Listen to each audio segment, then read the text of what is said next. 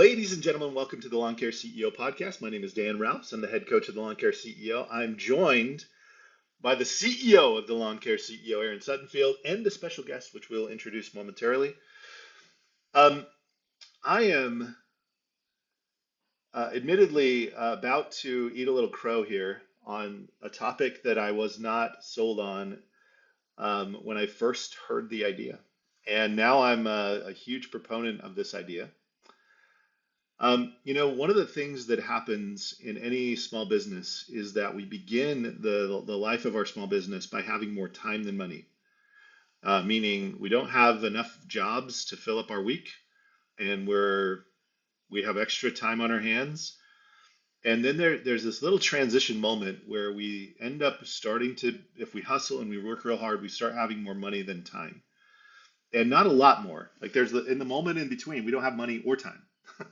Like there's neither one. We don't have any money, we don't have any time in it. And people can often get kind of stuck at this little transition point because we don't have enough money to hire really a big full-time office person to manage the office and pick up the phone and do all the admin work and to talk to our customers while at the simultaneously fulfilling a full schedule of work. And so there's this like little transition point that's really difficult.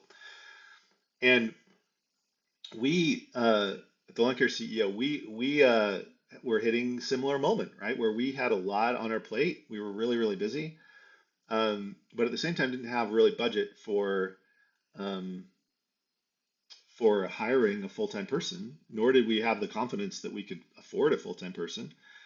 And so we were kind of in that same spot where we were kind of growing this little lawn care coaching business and we were kind of going up. And Aaron was the one that introduced this. I don't even actually remember, but this was Aaron's brainchild. How did we get introduced to the idea of hiring a virtual assistant overseas? Well, I have to give credit to our buddy Alec over it.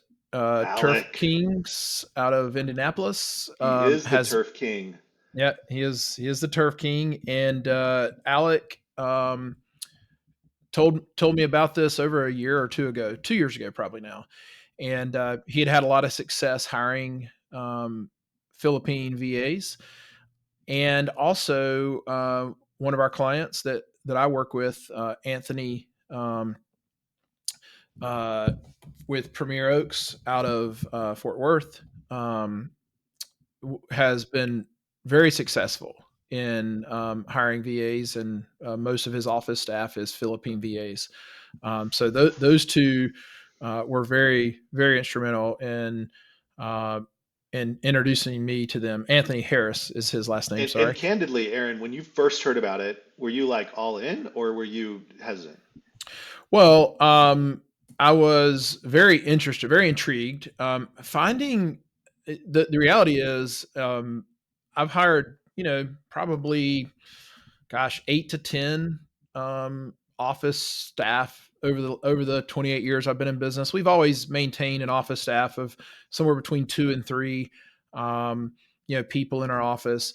Primarily, typically, they tend to be women. They're typically in my business. They were typically, women who had left, maybe corporate America, and were moms who wanted some part time work. That was a great network. Um, but so yeah, I've been interested in fulfilling these roles. I've always had someone in our office selling since 2012. Phone rings, we can answer, we can sell. I've been really committed to that process. But the reality is, the lawn care industry is a seasonal business for most of the country. There's a huge swing in revenue Yeah, and call yeah. volume. Feel lucky, Floridians. Yeah, Feel lucky, I mean, and Floridians. the call volume spikes like exponentially from February to May. And then there's a good consistent call volume through the summer and the fall, but then it just shuts off for most of us Yeah. sometime around right now, like early November, late October. It reduces significantly, almost virtually nothing in December. And for some people, January and February, there's just nothing going on. And there's this 90-day or more period where most companies are really struggling to pay overhead positions. And even we all deal with the labor issue in the winter. Like, what do we do with our Yeah. labor? That's like Dan, if we could solve that, we would. Future podcast, we're just gonna have to do winter, but Yeah. yeah, But the reality is, it intrigued me because of a lot of the things we're going to talk about. And I won't spoil we those should here have a later. But podcast. Just a little interruption. If you know how to solve the winter crisis, other than Christmas lights and plowing snow, if you've got a solve for that, please let us know. Come on the podcast. We'd love to talk about it. hey, Christmas lights doesn't necessarily solve the winter crisis. I was talking about this last week with someone. Yeah, Christmas it's true. lights actually are put up in now, like November. Yeah. You got to take them down in January, but there's not a lot of revenue made during that It time. So depends on where you are. It can help, yeah, but it's not a it, fix yet. Yeah. it's a help. It's certainly a help. But so when I worked with these VAs with Anthony's company, some of them were actually on his leadership team, and I was just really impressed. So I knew Alec had used them. I was really impressed when I actually got to work with them. And one thing I noticed um, is his VAs were really good at. Dan and I, we help these companies set quarterly projects or priorities that they need Yep. to focus on, and I just noticed that they were very dedicated to getting their priorities done. They seemed to be very efficient, very smart, and strategic.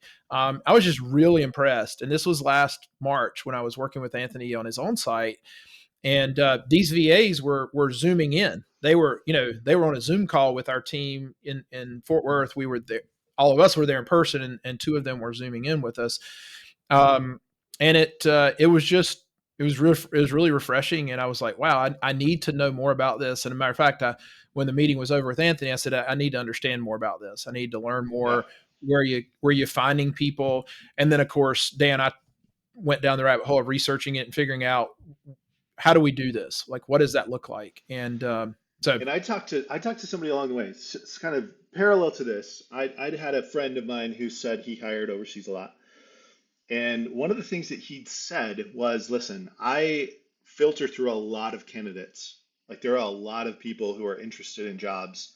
So when we initially started and we said, hey, listen, we're going to go try to hire one for our company, hire an overseas VA, we put some processes in place and some structure in place that would allow us to filter down from, I think we had 300 plus, it's probably more than that. It was probably like 400 applicants for our position that we narrowed down to like 5 to 10 through a little secret sauce automated system that we have.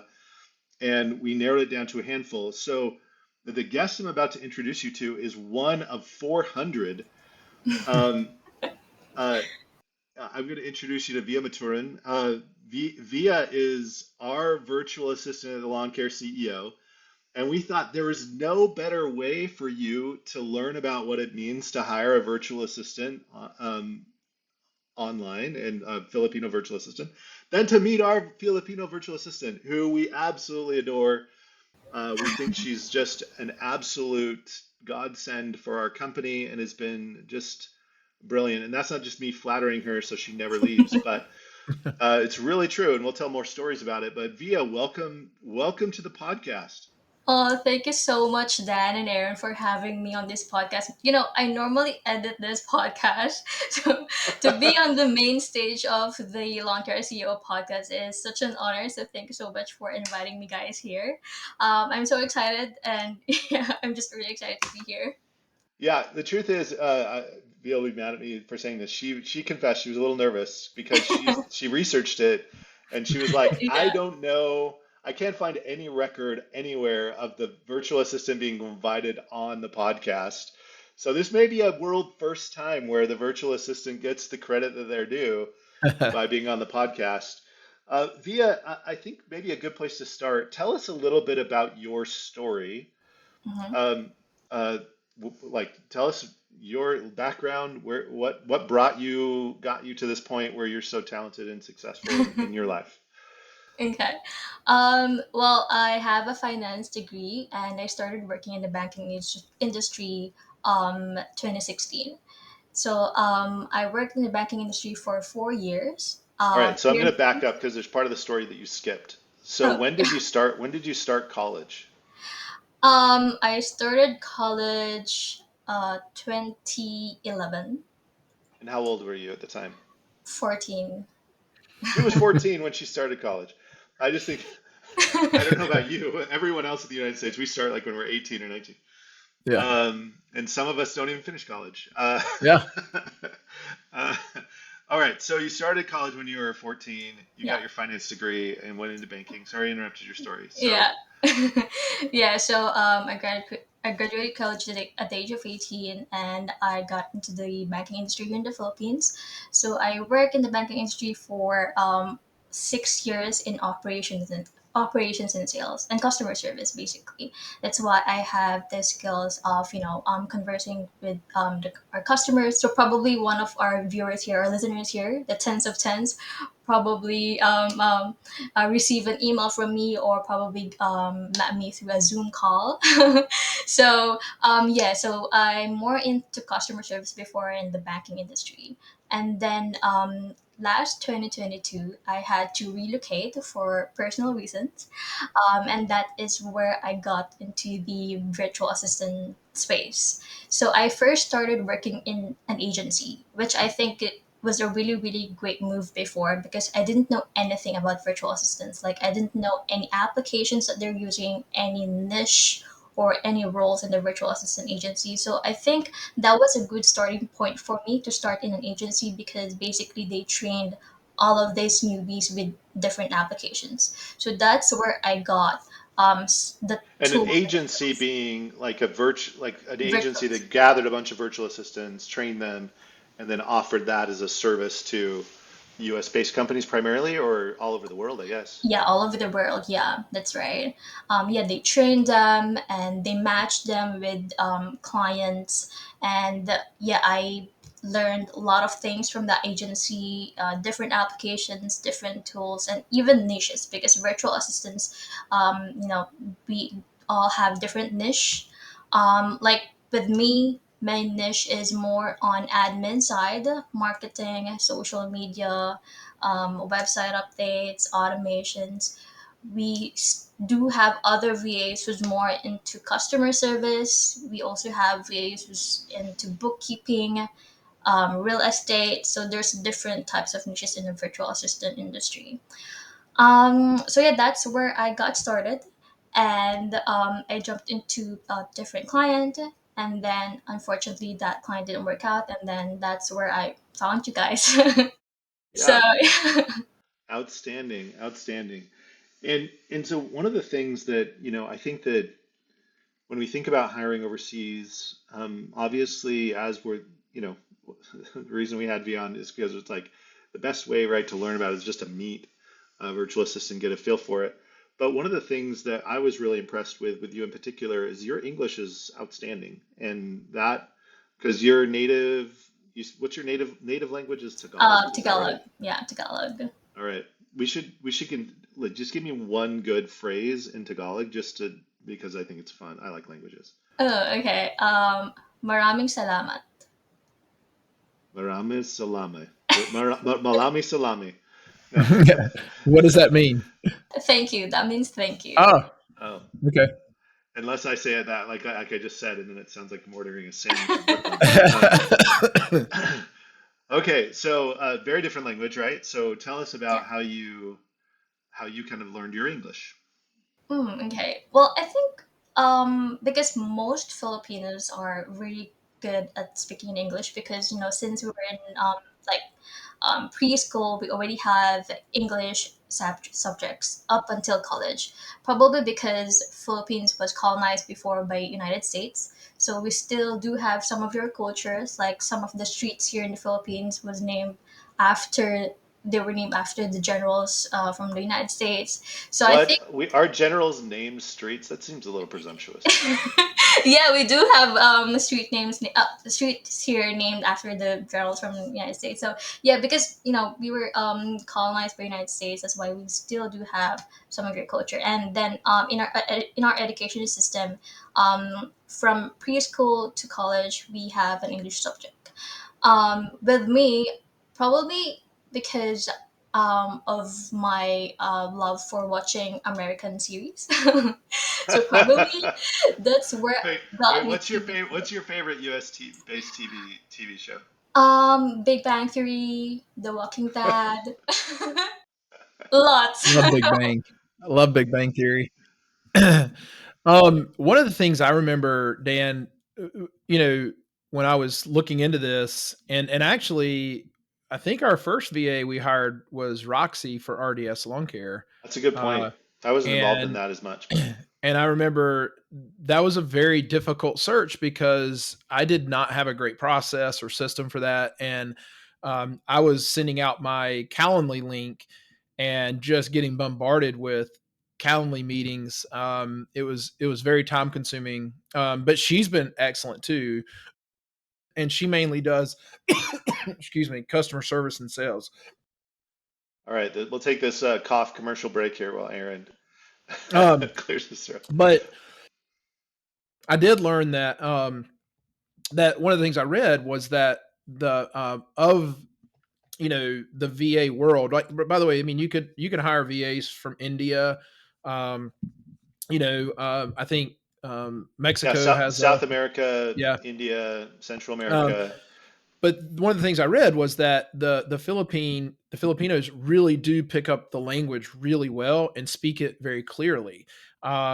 And one of the things that I was really impressed by and was very important to me was that the the people who were calling our office didn't have to strain to understand the language or the person speaking English to them. And so that was something I read and have found to be very true, that there are very good English speaking Philippines, I didn't who are realize in the that VA you world. were studying English from right at the beginning. I think that's really Right. interesting. And I mean, are you? I mean, you're not speaking English to other Filipinos, are you? You're No. still doing Tagalog. All right. Well, actually, we're kind of like mixed right now in this generation. Oh, So, really? yeah, they're kind of like mixing Tagalog and English. So, if ever you They're speaking visit kind of here, a we call it Spanglish when you speak English and Spanish, kind of mixed right, up. yeah, yeah, Um, so yeah. you're So, kind of like the speaking same Tagalog and Tagalish, English. Yeah, Taglish, Tagalish, Taglish. Do Yeah, you Taglish is what they call it. yeah, do you do Taglish. like we do you guys do like we do in America when we speak broken Spanish? We speak it loudly. It just makes it better, right? Like they can understand you so much better. Yeah, that's funny. uh, So Via, when you think about Aaron, maybe Aaron, you can chime in on this and Via as well. But if I'm sitting here thinking, all right, I'm a lawn care CEO, I'm trying to figure out maybe this is be something for my company. What kinds of activities could I outsource overseas? Aaron, maybe you can talk a little bit about what you have Roxy doing in your organization, yeah. to say, hey, like, give me a vision of what could I actually ship overseas. Yeah, so at RDS, we have two virtual admins, Roxy and Joyce. Roxy is focused mainly on CSR, answering phones, doing customer service. Um, she does sales. So if a online form comes in or a phone call comes in, she is able to sell everything we offer within minutes over the phone. And she's getting quite good at it and very impressed. She can, she manages our ticket board. So, if a client calls in and says, "Hey, there's a major issue in my lawn, I need someone to handle it," she's going to talk to that person live. She's an employee of our company, right? Full time. She understands us really well. So, it's not like a call center where, they don't really know us that well. They understand, maybe they understand the industry, but not us. She does, and she knows how to answer a lot of the questions that are coming in. Seasonality questions that we get. Whether it's a certain weed that's coming at this time of year or that kind of thing. But if it needs to go to the next level, she creates a ticket in our system, and we actually have a redundancy with Slack. We do a Slack message to our managers and a ticket. She may not be able to see a property very well online, so she'll send it to another manager to go measure. And there's a constant communication between our managers in the field who are running production and managing the teams and our admin, Roxy. So she's just sort of, what would be a classical, office admin in the lawn care space. She's doing all those jobs very, very well. Joyce is focused 100%. Well, most part of her job is focused on marketing. She's been really good Mm. at social media. Actually, I was sharing with you guys a report that she sent me Kind of today. Yeah. surprisingly good. Like I didn't think, like, because she's kind of getting the humor too, right? Like she's like Yeah, funny. yeah, she's doing some pretty funny stuff, and it's just engaging people on social media was our focus there. It's one of our initiatives this year. Strategic issues was how do we increase our reach and our brand in our market, and we're doing that through social media. And then, but she also has learned how to answer phones. She's learned how to sell, and so she's overflow. So both of these VAs at RDS are full time, so they work 40 hours a week. One really cool thing that And they're we've done. they're working East Coast time, right? Oh yes, 100%. That's something important. If you're on the East Coast, the Philippines is exactly 12 hours ahead of us, um, which can be an issue. Obviously, I mean they're working in the middle of the night, their time.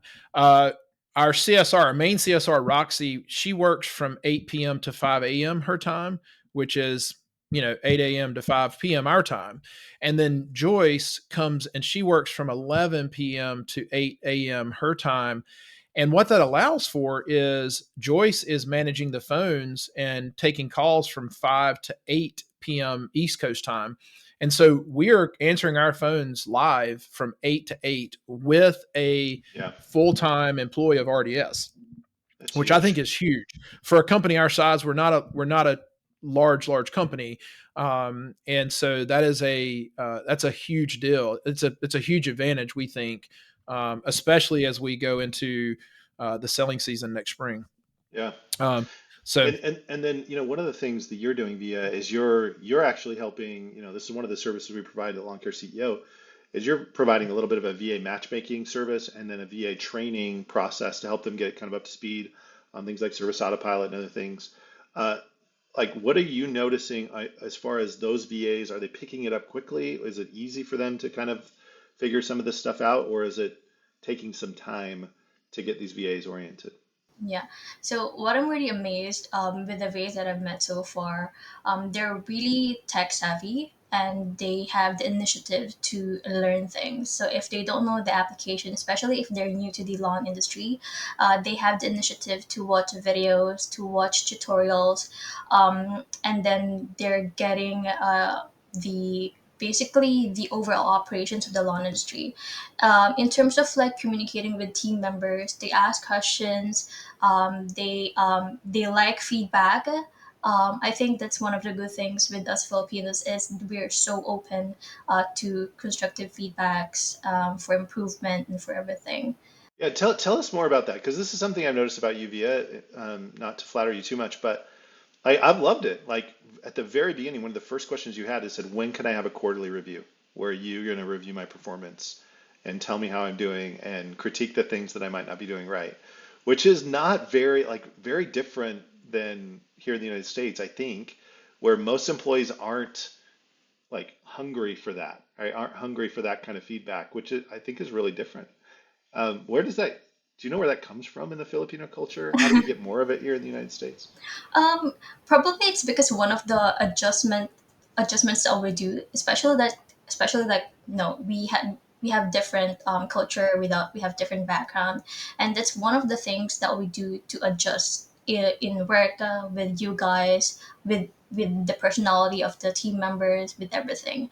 And also I see it as like an opportunity for me to grow as well, professionally and personally, because I know that I still need to learn a lot of things. And with that feedback, I see it as an opportunity for me to correct those things or to improve more. So yeah, I think yeah, that's the way I see it. Now, I don't know how to put this, but when I first heard Via talk like this, I thought she was just being like really diplomatic and like very like she was working the system a little bit. But I think this is a genuine feeling you have where you're like, no, I really love the idea of learning more. I love the idea of getting better. I'm humble enough to say, hey, I know I have room to grow, and I'm not afraid of that feedback. In fact, if I you get anxious if I'm not giving you feedback, Yes. which is weird. Like I've noticed I'm learning as I go, and as you hire virtual admins, for those who are listening, uh, like good feedback, either for or against, right? So sometimes I'm just like, Via, you're amazing. I really appreciate all the work you're doing. Other times I give some critiques. I won't mention Mm. them on air here, but like there are things that we're critiquing and fixing. It's been really easy for me as a manager of Via to feel like we can work together and solve problems. Um, Via now I think one of the things that's obviously crossing everyone's mind there is kind of pay. Mm. And how much is this like? I don't know. If I were listening home, I'd be like, oh, okay, I met Via, I want one. How do I get someone like Via in my organization? And talk a little bit about pay because this is, I think, where the Yeah, magic this is happens for us and why Mm. this is yeah. such a great hack. Well, let me be completely. I mean, I think one of the things that we've been great at, Dan, on this podcast is we're pretty open and honest people. With this podcast, That's and exactly what so a liar would say. Okay, kidding. But honestly, when I was considering this, I was like, oh, what are the, like morally and ethically, hiring overseas for such a small company. I mean, you hear big corporations in America getting like, man, they're shipping jobs overseas and they're doing those types of things. Um, and I didn't know how I felt about that, right? I mean, it'd be very easy in a political argument or on a debate to attack big corporate America for not defending U.S. jobs and those types of things. And I think that's there's some legitimate debate there. So let's start there because and then also like, um, are we being or is this a win-win? One of our core values is to do the smart thing, and that means that there's a win for not just the company, but the people who work for the company and our clients, right? Like we want all three of those to win, and that's what we consider doing the smart thing, And and that's one kind of our of core like values. some of the media in the at least in the United States, Via is like these United States companies are exploiting people overseas, Mhm. and that's And like by the way, some of them are. yeah, that's true. I mean, That's probably true.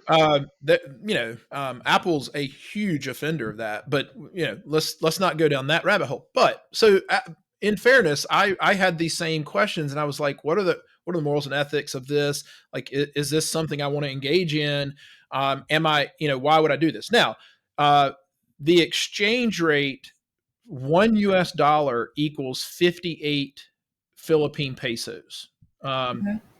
Okay, 58.64 pesos. All right. So, um, and a living like middle class income in the Philippines is 46,800 pesos to Mhm. 76,500 pesos Mhm. That's right. per month. Okay. Now, in US dollars, because everyone listening to this is probably like, okay, it means nothing to me, and it didn't to me either. But I did the trans or the math here. That's 798 US dollars to 1,304 US dollars per month. That is the middle class Right. income in the Philippines. What's Okay. interesting is it's pretty comparable if you just take out the peso part to the US middle class income, 50 to Mhm. 75K Yeah. a year. It's Yeah. just the difference is now I'm doing it in pesos and converting it to our dollars. And so, when I did the math on that, and I immediately went and researched that because ultimately, whether we're hiring a office person or we're hiring a field person or a salesperson or a general manager, or the next CEO of your company, whatever, like assuming you're huge, you've got to ensure that every person you hire is paid at the top or close to the top of what that position would be paid in your industry, right? That's always been my Yeah. focus. And one of the reasons, honestly, Dan, I had a hard time with mowing is that was a very challenging part of it. It was really hard to pay people well enough, right? Mhm. And so we're a seasonal industry, right? Just Ideally, you said want to this be the company that people leave to get that dollar more, right? Like you want right. other companies to be leaving because we pay a little bit better, because we want our employees to win. Because when Mhm. my philosophy has always been happy employees equal happy customers equal happy shareholders. So if we can put our Mm, employees first and really make sure that they're happy, um, then we're gonna get better results and we're gonna get better Right. outcomes. Now we got to build business models that support that, but to your point, Aaron, you were going down this path where it's like, Yeah. Yeah. so we wanted to So evaluate that for this instance.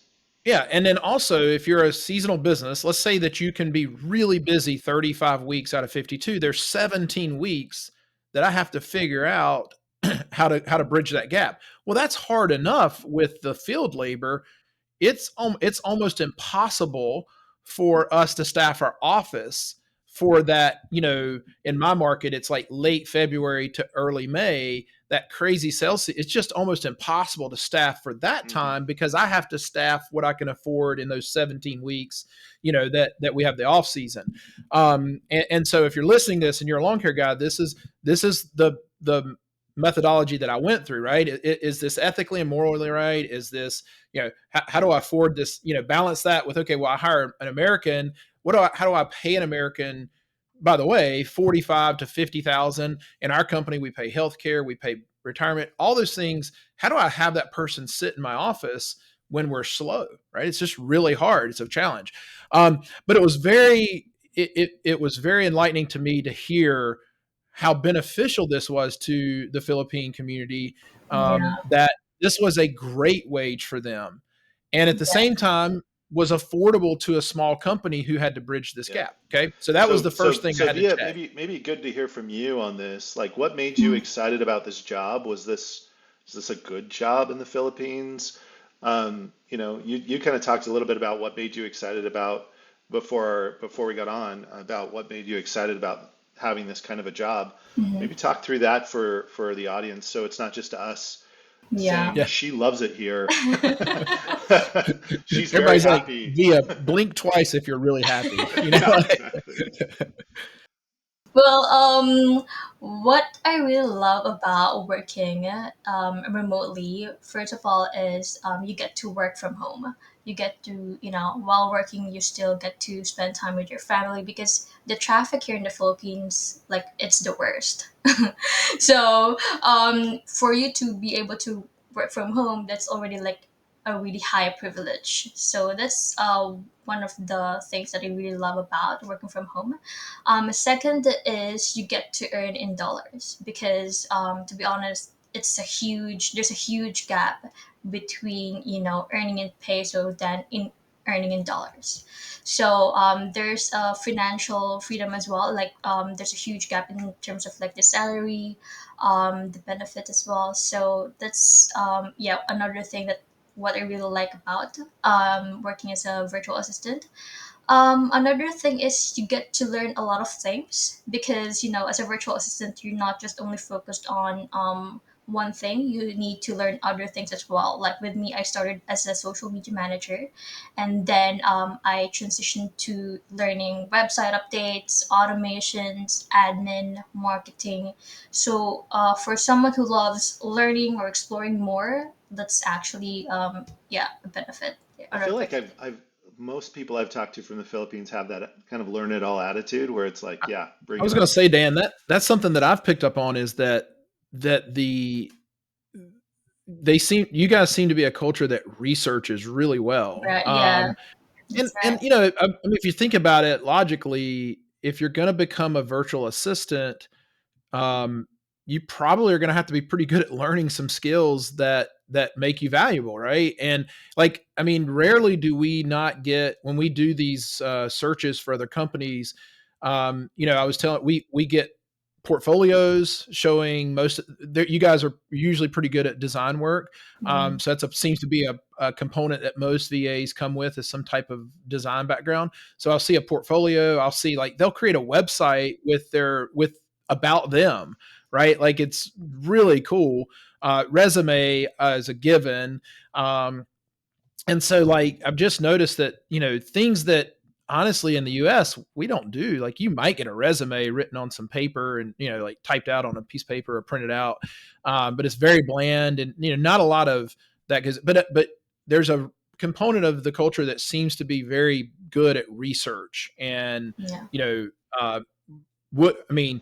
I'll just mention to we work with 4 different VAs, Dan or I do, between the 2 companies, and I'll mention a strategy, and then you guys just go off and research and come back with just tons of great information, which is very refreshing.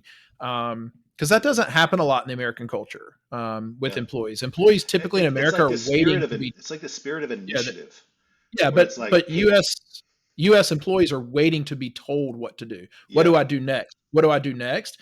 Philippine admins have been very different in that. They've been researching and coming to us with ideas and things, and that's been extremely refreshing as an entrepreneur and a business owner. I often tell this story about you, Via. I don't know that you know this, but I share the story. I said, there was a time where I was traveling a bit, so I was basically ignoring Via. So Via reports to me in our organization, and I was kind of ignoring her, and I felt really bad about it, but it was just kind of the nature of the game at that time.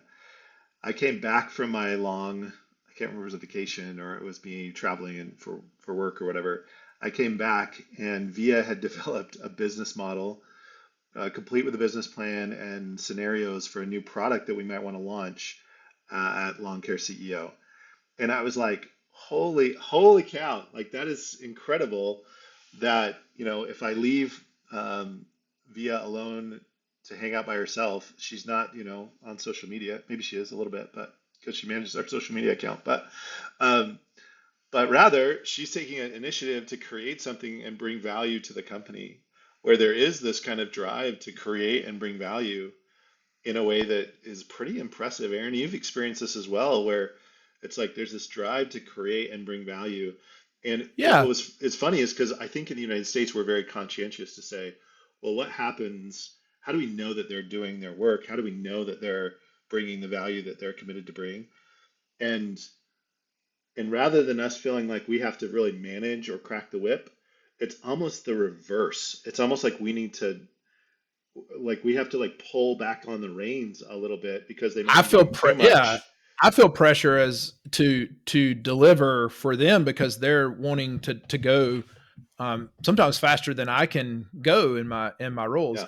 Let me Yeah, share one story actually now that I'm on this topic, and then Aaron, you can share your story. But we had somebody who had used our VA matchmaking service. So we have a VA matchmaking service that if you want to kind of help us vet and filter down to where we match you with a handful of VAs that are qualified, we kind of have this service that allows you to do that. It's pretty, I think it's pretty inexpensive. But we had somebody that used our service, and he came up to me and he said, "Hey Dan, I had a VA who said she wanted to quit." And I was like, "Oh no, maybe we found somebody that wasn't a good fit. Maybe we missed on the hiring process." And kind of our policy is if we don't get it right within the first 6 weeks, we'll like go through the process again and make sure we make it right. So I was prepared for that. And I said, "Well, tell me what happened." And he said, "Well, I got an email from our virtual assistant in the Philippines. She said she wanted to quit because she no longer felt like she could perform her duties to her fullest ability. Her house was flooded because of a typhoon. She was working off of a generator in the upstairs loft of her house while her house was flooded down below.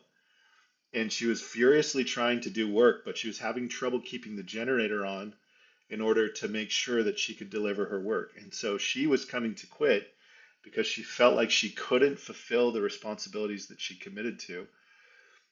And he was like, "No, no, man, like take a week off, paid. What can we do to help you, right?"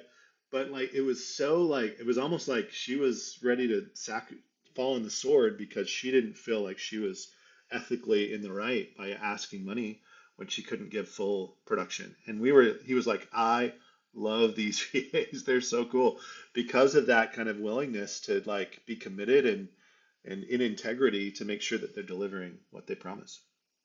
yeah. The culture of the Philippines has been really awesome to learn more about the culture of the Philippines. and I just kind of made a little list of why would I hire a VA. One, we've talked about the skilled labor. I mean, you guys are very skilled in, and we'll dig more into that here in a little bit. There's an exchange rate difference, right? So, Yeah.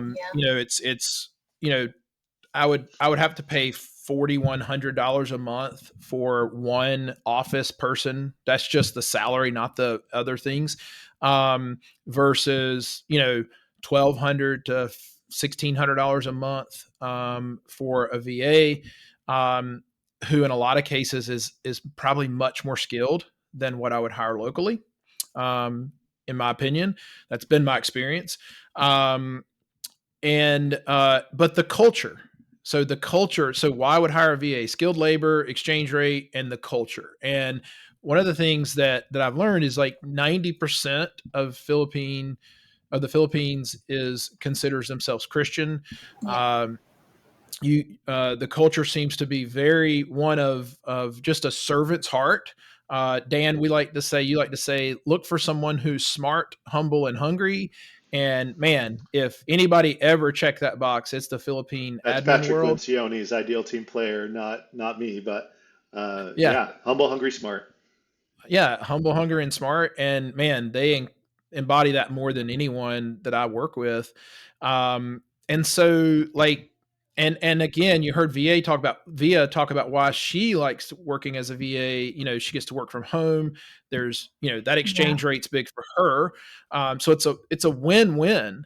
And so the most important thing is that you know how do I get this question a lot, Dan. Well, how do I know that um, they're doing their job? How do I know that they're working, right? I mean, because let's face it, they're working virtual, and for some people that could be something very new and very odd. um, so first of all, I would tell you it's really no different, not much different than if you have an office that you're never in, but someone sits in your office. I think you made that point, Dan, on the call before. Like, I mean, how do you know that someone sitting in your office while you're out in the field running the field workers and doing that kind of thing is Yeah. doing their job, right? I almost want to say So to the virtual room, raise your hand if you've had someone working in your office that wasn't very productive at all and you didn't know about it for a long time. And it's like yeah, everyone would kind of raise their hand. and so we kind of talk about this, right? Like you need to have a daily check-in. Right. Probably in the morning, just have a quick check-in. It doesn't have to be hours, but it could, 15 minutes to an hour, check in daily with your VA. Or if, like in my case, one thing I've learned is I need to, connect a manager in my company because I'm not in that company daily to connect with the VAs. Obviously you need to have a weekly meeting rhythm within your company, right? There should be a leadership meeting and divisional meetings, with agendas that are very agenda driven, where you're checking in with those people who are in those positions. Would have a division they're probably connected to, and there'd be some type of weekly meeting rhythm Yeah. there would be KPIs And if it's around. just like one or two of you, then you still have the meeting. It's just a much smaller group, right? Yeah. And then, all of us should have KPIs that drive, and a KPI is nothing more than just a key performance indicator. It's a scoreboard in your business. Like, how do you know if your company scored a touchdown or not? Right? How do you know if this position scored a touchdown or not? And so if most likely you're not doing these things for the people that you see every day. You're really using a metrics that's not very good, and it's really just like your gut instinct is Yeah. not a great instinct to use when deciding if someone's doing a great job or not. It typically hurts the employee a lot when we act like that as managers, because we use emotion and we use how we feel that day, and we might use how our kids got ready that morning to determine if that person's doing a good job or not. So and then basically, to ensure great success with a VA, we have to have that check in, we have to have that meeting rhythm, we have to have KPIs, and you got to give them 40 hours a week. If you want to get a Yeah. great Right. Yeah. VA to That's a good point. commit to your company, they need to be there. They need to know that this is their job, right? Yeah. Matter of fact, via when we've hired VAs, we've made it clear this is your job. If you have another job outside of this one, please let us know about it. And if that job interferes with our job, that's going to be a problem. We want you to come here and be a full-time employee. Well, and the Um, nice part about it is you can afford it. yeah. You can afford it. Yes. Like it's Yes. affordable for you to say, and this is your point, like I can afford that through even through the off season, that $1,000 a month or that $1,200 a month. I can afford to have somebody on staff helping and supporting. Um, I'm going to ask Via this question because I think this is an interesting one that I can ask Aaron. But who shouldn't hire a VA? Like, are there companies that you go, I don't know that you're ready for to hire a VA, or maybe everyone should. But could you think of any reason why someone shouldn't hire a virtual assistant? Mm, And then I'll ask Aaron that same question. probably if you're a business owner who loves juggling all the hats, just you. But So probably you would want to hire a virtual assistant. that's a great answer. If you love being miserable, then you shouldn't hire a VA. If you love juggling all the hats, that's perfect. I would Um, say two things come to mind. One is if you can't afford 40 hours, I don't think you should hire. not quite But ready. Via makes Yeah, a great point. And I would say it this way: if you're not good at delegating and if you're not good at leading, then it could be a tough experience for you. Because, yeah, by the way, don't hire anyone if you're not good at those things. This is not just VAs, but again, I think I'll go back to something that I've said a lot lately, Dan and Via, which is um, you should not hire anyone because you think they're going to solve the main issues of your business, right?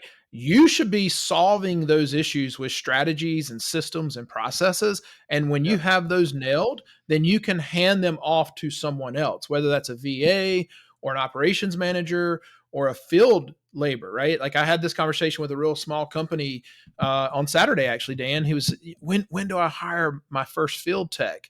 And I said, when you can afford it, number one, and number two, when you're ready to train and teach them and really lead, dig into them.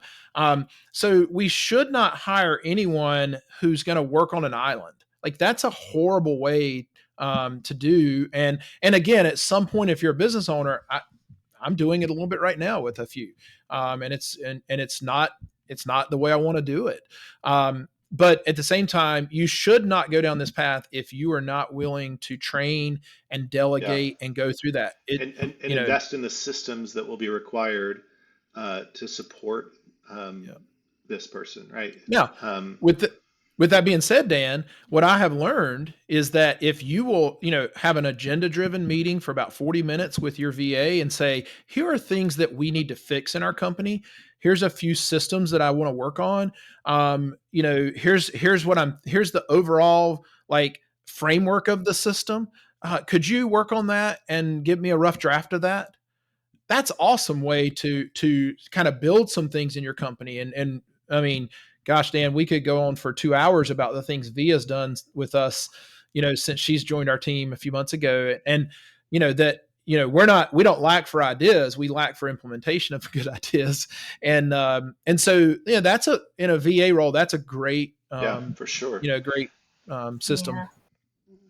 And Via, when you're talking to, because you're the one who leads our VA matchmaking program, Mhm. when you're talking to the VAs as they're coming in, how are you kind of coaching them uh, on what systems they should be building, and how do you help? Because I'm thinking about the logistics of it. Talk through the logistics of how are you communicating, what systems are you using to communicate with the folks in the United States, and how because you're helping set that up on the front end Yeah. with these new VAs. Yeah.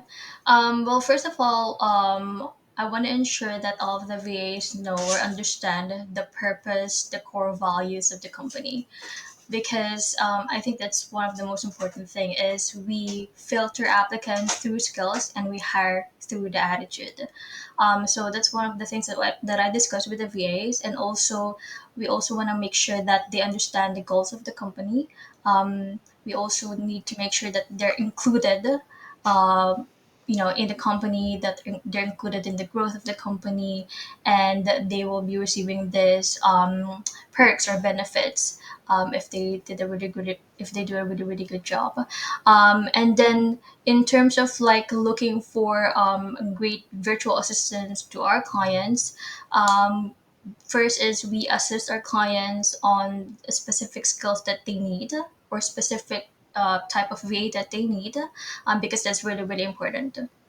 Yeah, it's a good point because don't expect to hire somebody who's a great bookkeeper and a great marketer and a great Exactly. designer and a great web person and a great CSR and a great accounts receivable person. You can find Right. those individually, but just like it would be hard to find that unicorn in the United States, it's Exactly. also hard to find that unicorn in the Philippines. Exactly. Yeah, you just need to make sure that you know what you want and you know who you want to hire.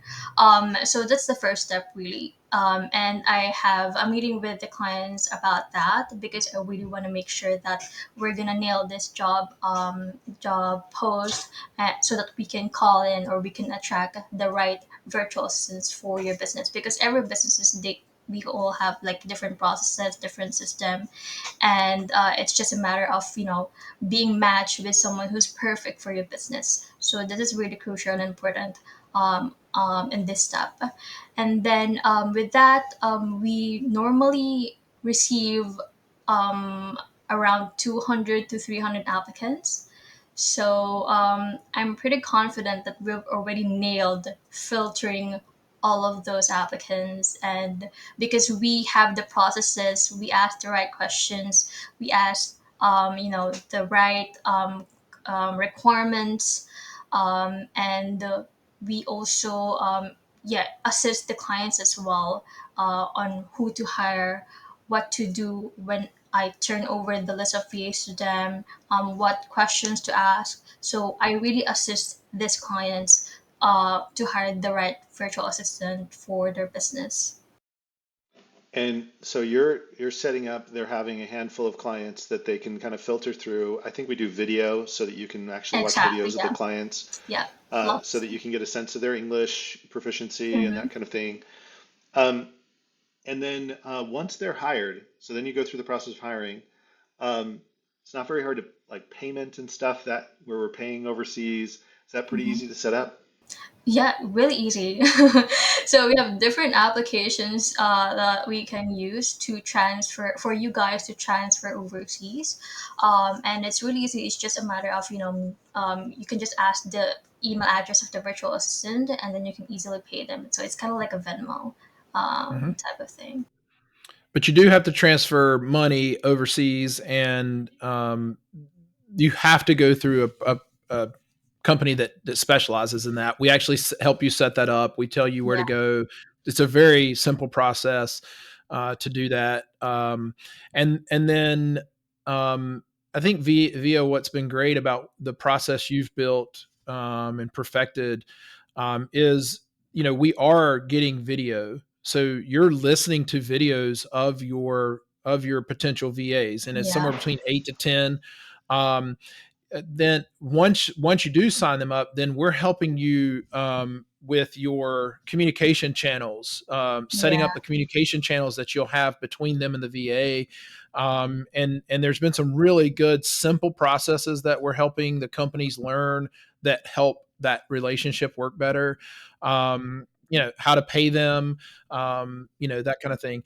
One thing to keep in mind if you're listening to this is that the VA industry, there's some bad companies in America. There's some bad business owners in America, and there's some abuse in for VAs with American companies. Not all American companies have treated them well.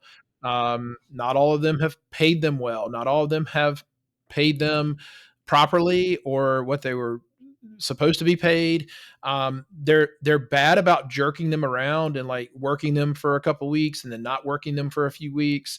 And so, you know, this is an employee. Dan and I are teaching what this whole podcast is about is building culture in your company. Um, just because you're hiring someone, uh, a ton of time zones away from us and, thousands of miles away does not mean that culture doesn't extend virtually. That culture is Right. very important to this group. Matter of fact, it's probably more important to the Philippine VA market than it is to some of your field workers and people who are working your company. Now they'll learn to love it, but this is very important. So don't come. Matter of fact, I'll tell you right now, don't use our service to hire a VA if you're not going to be an awesome manager of a VA. If you're not going to be a rock star business owner, I will tell you right now, do not. Yeah. Don't ever. Matter of fact, quit listening to this podcast. And because it's important that you are respectful and that you treat this community with respect. And it's, there's enough bad companies so what we've learned is when you have a great culture and you build a company that shows that, they love that. They want to work for that more. They're not nearly as motivated by money as Americans are. It's an American culture thing. Dan and I were talking about that last week, actually, when we were together. Don't get me Um, wrong, Via doesn't mind if I give her a raise, but yeah, but but that's but at the not. same time, it's just the But it, things that you're going to have to do are very, just don't get off on the wrong foot, and think that this is, just don't get so detached that you forget that yeah, culture matters Yeah. as much there, if not more. that was one Um, of the main reasons why we wanted to have Via on the podcast, and you've done a great job, Via. We appreciate it. Is we wanted you to meet Via. She's just an awesome person and likes Big Bang Theory and is an awesome pet owner and just loves to and has been a great asset to our company. And so the reason we share all of this with you because we found it so, as you can tell, we're just over the moon about this experience we've had and the benefit we've received as a result of it. And it's been kind of a little bit of a business hack for us to be able to have really great, 75,000 a year talent, um, while still being small. And that allows us to do things that we otherwise wouldn't be able to do. And so we wanted to share that life hack with you. As we've kind of mentioned, we have this cool little matchmaking service. It's very similar to like if you were hiring a headhunter to go help you find someone in any other industry or any other position. And so we just kind of have like a VA matchmaking kind of headhunting. We call it our VA matchmaking service. If that's something you're interested in, you want to look into, you'll actually meet with Via, and Via can walk you through Yeah. how it works and whether or not it would fit for your company. You just go to our website, lawncareceo.com. You can click on our services under the VA Matchmaker. You can schedule an appointment with Via, and it's an awesome way to like fast track that experience. You can go do it yourself, by the way. We use a program called onlinejobs.ph is like the tool that we use. it's a We website. just It's the Indeed of virtual admins in the Philippines. So if you're in that we have more time than money phase and you want to go research all that and figure it out, for us, we found there are a lot of companies that just makes it a lot easier and faster to get that ball rolling with our VA matchmaking service. Well, I mean, Dan, the reason we did it was we were coaching companies and we were sharing how we did it.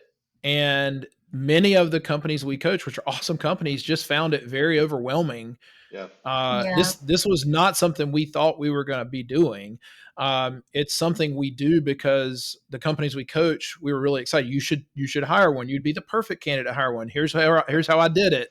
Get all the steps, and they were like, "Ugh, I can you just just do it for us? Yeah, can you just do it for us?" So like, I don't know, maybe. So right now, I think just if you listen to this podcast 3 years from now, the price could change. But right now, as of what is today, the 11th of 11th of November, November 11th. 2024, Yeah, this can change. We're charging $1,200.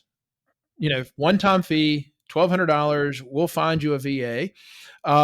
Now, I think something we haven't talked about that's been pretty cool is actually VIA started doing um, a little onboarding with your Mhm. VA and you as the owner. Mhm. And I think it's worked pretty well. I think, we kind of thought about it. Is this how you're doing it? It's like 1 hour a day for the first 10 days or something like that? Or you doing a couple hours at a time? Essentially 10 hours Yeah. of time with VIA, the VA, and some representative of the company that's going to work with that VA to just onboard each of them and learn some of the systems and just basic CSR, customer service type things that we recommend for lawn care companies. We charge $750 for that. Yeah. VIA, is that correct? Yeah, that's And right. that's going to get you 10 hours with VIA, your VA, and your team.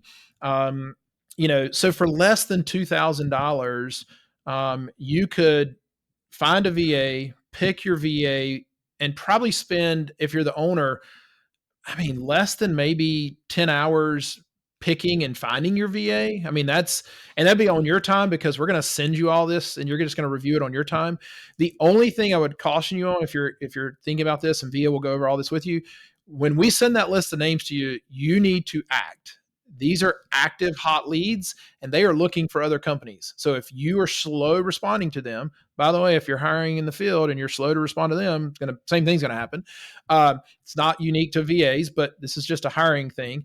You need to be ready to interview and pick somebody and offer. And so you don't want to do. I had a client a few weeks ago ask me, like, when should I start the process? I'm thinking about it for like March. Should I start now? And I was like, no, you need to start when you're ready to hire. And so for less than $2,000, we can take care of like 90% of the process. You pick out of 8 to 10 that you like. You interview the 3 or 4 that you think are great, and then let VIA help you onboard them. And it's a wonderful Mhm. experience. And it just, you could implement that. VIA, how long does the process take? If I were to tell you today, let's go find a VA from Mhm. start to onboarding, what's the time frame for that roughly? Well, for the VA matchmaking, it will probably take me around 1 week to 1.5 week for Yeah. me to filter out the applicants and introduce you to the virtual assistant. And then, yeah, we proceed to the onboarding, which is a training after that. So Hmm. that's 10 hours. Yeah. Yeah. You guys, this is uh, hopefully this doesn't feel like salesy. We just really want to help you get to the point where you have this kind of superpower that we've felt, to where we feel like really confident. And as you've gotten to know Via, hopefully you also can get the feel that we had kind of expected somebody who could pick up the phone and do simple tasks. What we got instead is we got a leader on our team who is going to be able to grow with us and be able to really uh, add to the value of our company and the culture of our company in a way that we feel is just invaluable. And so we're excited that Via, first time ever, got to be the VA on the I know. podcast. So thank you so much, Via, for joining us. This has been Oh, an thank you awesome guys. podcast. And we feel like we hope that this is kind of a new tool. I know this isn't new to the industry, but we hope that it becomes far more prominent because we think it provides just this awesome value. The ROI is just so massive on this little hack on how you can administer and take care of your clients in really a much better way. Aaron, any final thoughts? Uh, no. If you are, yeah, if you're thinking about expanding your office staff, if you're a startup company and you're really banging your head on getting invoicing out, if you're banging your head on, getting estimates out, like, I was seeing something online in a group I'm in where a startup company was saying, hey, we're great at getting people to call us, but we're bad about getting back to them on the sales, and their close rate was pretty low. This is where you could leverage that. Hire a VA, teach them how to use your CRM, teach them how to sell, measure online, get a quote out to people. The lawn care game, whether it's mowing, fertilization, weed control, maintenance, those types of things, it's a speed game. It is a speed game. And so this is the answer to the speed game. And typically this would be a hire that would be a company that's, half a million, 400,000 to 600,000 in revenue. I think by implementing a VA, we are now talking to companies that are in the $200,000 range could consider a Yep. VA, which is, I think, a game changer to the pace at which that company can afford to grow. And by the way, we Um, have companies that are 3 or 4 million that are hiring 2 or 3. because they love the Yeah. responsiveness and the Yep. bandwidth it gives them. Oh, it's definitely, yeah. So that's my thing. If you've got a winter goal to solve and like not go into 2025 without someone in your office, and you just, Yep. you're feeling overwhelmed by all the office tasks, because let's face it, if you're a lawn care person, you're probably real comfortable in the field. We were just at a show last week, and all the lawn care guys are real interested in the equipment and the, those things. The reality is your company's going to win in the office.